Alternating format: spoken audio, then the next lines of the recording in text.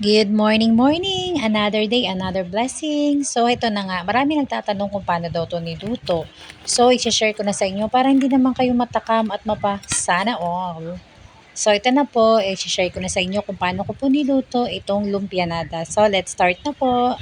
First thing first, kailangan muna po natin ng lumpia wrapper. Paghihiwa-hiwalayin lang po natin ito. Bale, large lumpia wrapper po yung ginamit ko dito para malaki po yung lumpianada ang magagawa natin. Then after naman po noon, magigisa na po ako ng ipapalaman natin sa ating lumpianada. Naglagay lang po ako ng unting mantika, tapos mga 4 na buti lang po ito ng bawang, and then sinunod ko na rin po ang isang peraso na medium size na sibuyas. Dahil may kamahalan pa rin po ang sibuyas ngayon, isang medium size lang ang gagamitin natin.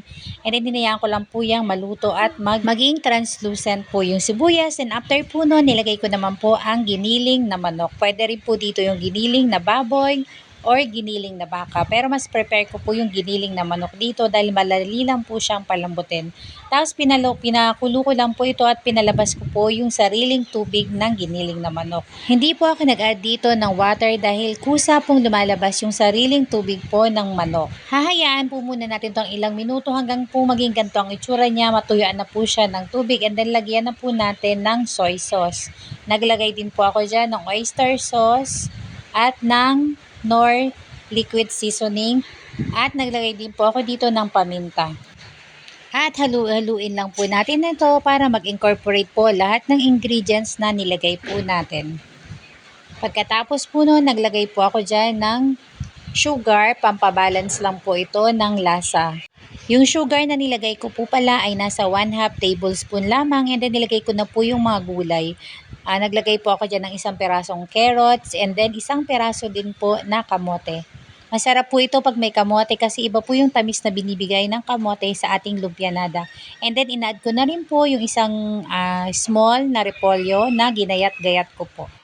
After ilang minuto, luto na po ang ating ipapalaman sa lumpianada. Set aside muna po natin ito at palamigin. Para naman po sa pag-sealed ng ating lumpianada, nag-prepare po ako dito ng isang itlog, tapos nagtunaw din po ako ng cornstarch sa tubig. Tapos pinaghalo ko po ito. Bago po makalimutan ay naglaga rin po ako ng itlog dito at isasama ko rin po siya sa pagpapalaman ng ating lumpianada. Ganyan po ako magbalot ng lumpianada. Una po, kukuha tayo ng lumpia wrapper, and then lalagyan po o papahiram po natin ito ng ating egg mixture. Tapos papatungan po ulit natin to ng isa pang lumpia wrapper. Bali, 2 lumpia wrapper po magagamit natin sa isang lumpianada. And then lalagyan na po natin to ng mga palaman.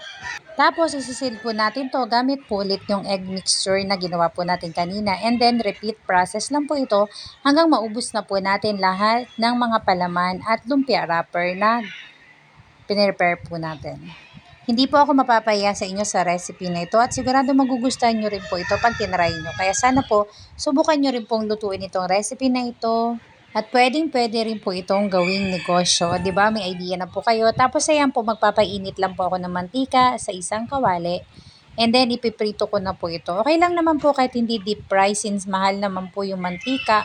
Maluluto naman po ito. Baliktarin na lamang po natin kapag nag-brown na po yung kabilang side para maluto naman po yung kabila. So ayan na po, luto na po ang ating lumpianada. Sana nagustuhan nyo po yung recipe na shinare ko po sa inyo. Sana i-try nyo rin po ito. Thank you po sa panunod, at sana i-share nyo po yung video na ito. Maraming salamat po. Yun lang po. Bye!